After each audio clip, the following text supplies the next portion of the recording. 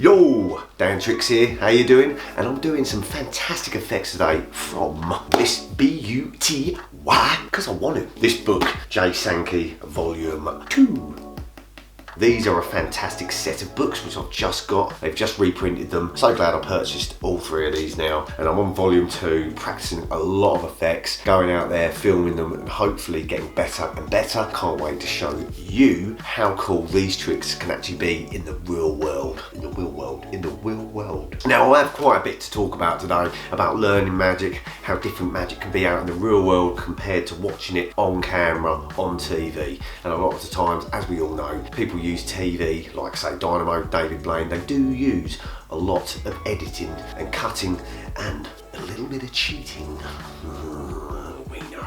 People can criticise your effects, can see your double lifts, your passes, all of that. Doesn't matter if you can get out there, perform and entertain in the real world. I mean, obviously if you've got a really bad pass, then don't do it like I have. It's easy for people to criticise and say, oh yes, I saw that pass, I saw that double lift, that coin went up your sleeve. When you're actually out in the real world performing it, you'll find you can get away with it a lot easier. And also, they're only watching it once. And you know the secret, never show the same trick twice. And when you're watching these 60-second videos over and over and over again, of course after a while, people will get it. Some of these tricks I literally learn like that, and I get out there and I try to perform out in the real world, try to make them entertaining. Of course, I'm thinking about what I'm doing, at the same time, I'm learning. I get a lot of repeat gigs, so I like to show them something different now and again, and I like to learn something different. Obviously, of course, you're better off learning 4 or 5 effects, mastering them to the point you can do them in your sleep, and in that way, you don't even have to think about them. You can just think about entertaining, telling jokes, performing, and having fun, and enjoying yourself.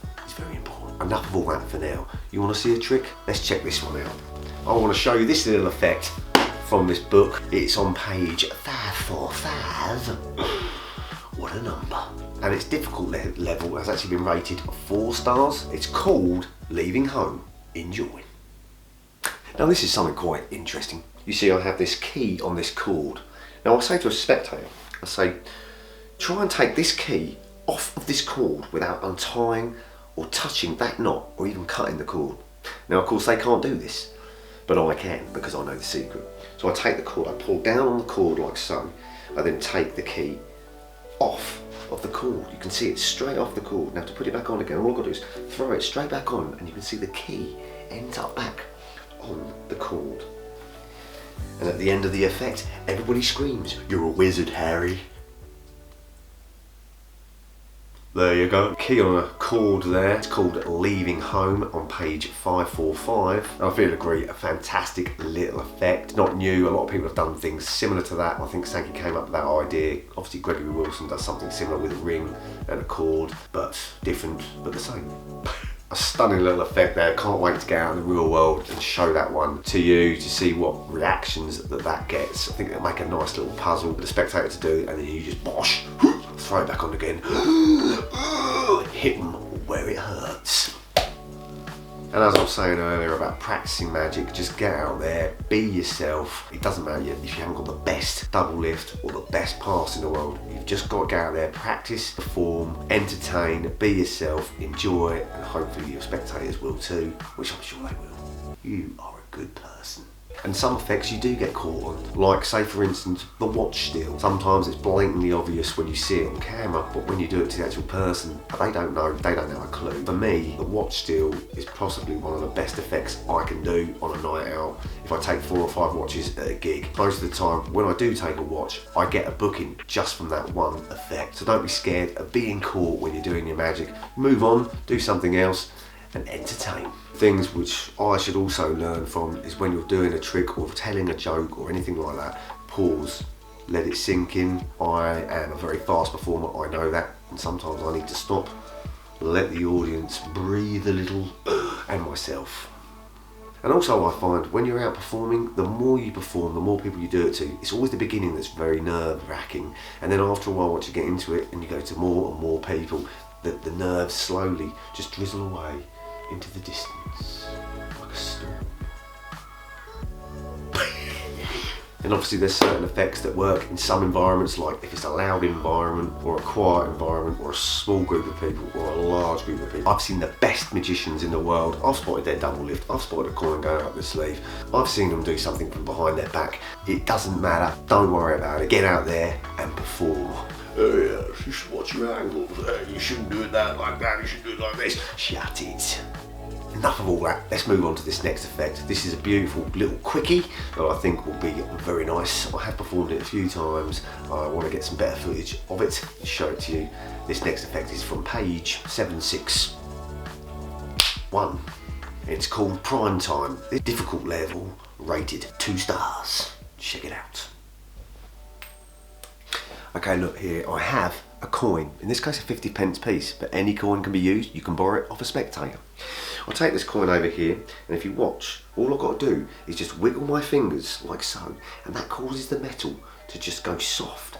And if you watch, wiggle the fingers, and the metal is just getting softer and softer, and you can see it slowly start to actually bend at your fingertips. And look, you can give that away as a souvenir. And now everybody knows you as the bender. So there you go.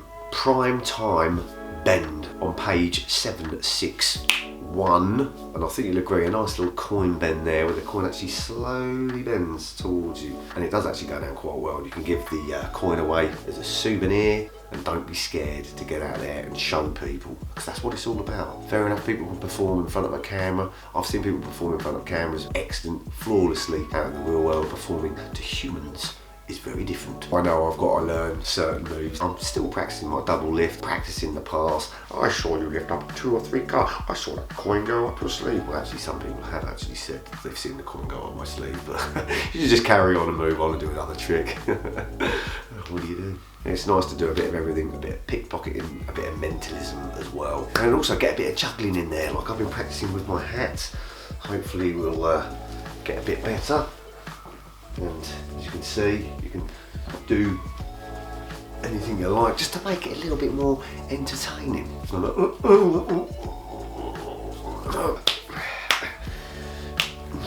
Anything just to add to your performance and make it that little bit more fun for the spectators to watch. Go out there, film some magic, walk into some coffee shops, some barbers, even estate agents. You walk in there, they're sat down, sometimes they're sat there not doing very much. You go in there, entertain them with a bit of magic, hand your cards out. You never know, you might get that gig. Okay, let's move on to this third effect now from this book, and it's on page 795. It's called Recurrency. It's been rated 3-star difficulty. Well, I think it's a very nice effect, and I think it's very much me, this effect. Enjoy. Now here's something quite interesting. Now why do cows wear bells? Well, because their horns don't work. Now for this I need my wallet. It's always good when you use your wallet, especially mine, because as you can see, it's empty. Now what I'm going to do is I'm going to need a coin for this effect, this coin here. And if you watch, I'll just wave it in front of your face. It vanishes and actually ends up on top of the wallet. Now if I take that coin over here, all I've got to do is give it a little shake, a little wave like so, and watch, it vanishes, just like that. And oh, it's not on top of the wallet, it ends up inside the wallet. Now if I take this coin from here and I just give it a little watch, it vanishes, and now ends up, it's back inside, no, actually, it ends up underneath the wallet. Oh, these are strange things, these American half dollars. Now where's the best place to weigh a whale? At a railway station. Oh, don't get it down. So there you go, Recurrency, page 795. I think you'll agree it's a very, very nice trick where the coin just keeps appearing on top of your wallet, in your wallet, under your wallet. Oh, after that, people should really buy you a drink. Really nice effect. I'm going to definitely be performing that quite often, and I can't wait to get that one on camera. Haven't done it in front of the camera yet, but will do. Can't wait. And I believe you should subscribe, press that bell so you get notified of all my videos. Because all that sort of footage will be coming up soon, and you'll be seeing lovely effects from the set of books. After I've gone through all these books, I'm going to hopefully do a video dedicated to all 3.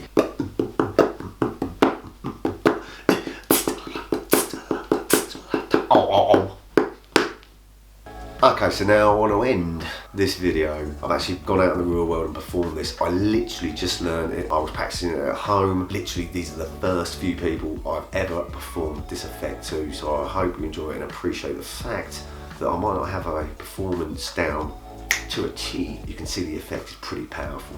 It's under the drawing on cards section. Page 739 is the first effect which I'm learning, which is called forgery, which I can't wait to show you. That's a really, really nice trick. But this one is called Squiggle, and the difficulty level has been rated 2 stars. It's on page 741. Check it out, and I'll see you after. Little mix, we're going to show a little trick to Alan. This is Alan. And Alan, I've got a prediction here. They're all different, yeah? All different. Now, what I want to do, just when we put down the cards like that, when you get the urge, you tell me to stop, which is strange, because if you get the urge, why would you stop? Anyway, anytime you like. Now. There. Okay, and we'll use 3 of spades, okay? Now, I've got a prediction here, right? Point to 2, point to any 2 pence. Yeah, get rid of them. Now, what I'm going to do, all these cards, different, yeah? Okay, so I'll give them a little mix. Okay, and what we're going to do, I'm going to just tell me to stop whenever you want. Stop there. Okay, so we're going to use the 6 of diamonds, right? Stop. Right, okay, in fact it doesn't matter if you see it. Yeah. So we've got the Jack of Hearts here, right? Yeah. Now all we're going to do, if you hold that pen like that for us, Yeah. okay, just give it a little squiggle underneath. That'll do, right? So, give it a little squiggle on the bottom of the card. Yeah? Okay. Now all we're going to do, right, so you picked a card, yeah? Now I've got a prediction here. In fact, what you do, what I want you to do is to write your name just across that card, so we know it's yours, yeah? Wicked. So that's your card. Now look, in here is a prediction, right? And what we're going to do, if I open this up, this prediction, look, says 3 of spades. Is that not amazing? But look, if you lower your hand, okay, now I'll just give it a little squiggle. Yeah? Now. Yeah? So we know it's yours, right? Okay, so now, Alan, that's definitely your card. Now I've got this prediction that I put in here this morning, right? Now look, in here is a little prediction, and look, it says the Jack of Hearts. You watch, on here you've got your squiggle. Yeah. But if you look, What? you can see that the squiggles match. Watch. The 6 of diamonds. And not only that, look, Where's Charlie? there's your squiggle. And look, the squiggles match. And not only that, look, there's the squiggle, right? And if you watch, you see that? Fair play. Check out the squiggle. Good old sleight of hand, love it. That's yours as a souvenir. You can take that. Thank you. Oh God. Nice one. Gonna figure that out. Keep that, yeah. Figure that out. There you go. Put it in there. Thank you. Oh, thanks. What's that What the hell? That's pretty mental. Look at that. I should keep that as a souvenir. Unbelievable. Hard to say, really. Yeah. I know. Squiggle on page 741. What an effect. I think you'll agree there. Card chosen, you predicted it. They've squiggled on the card. Bosh. You've even got the squiggle down to a T. Such a lovely, powerful illusion. Still going to work on that. That is definitely one you need to perform out in the real world. I mean, you can't just perform that in front of the cam. It's boring, isn't it?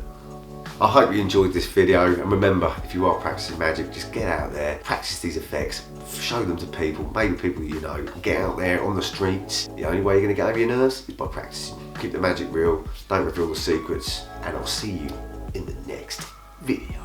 Peace.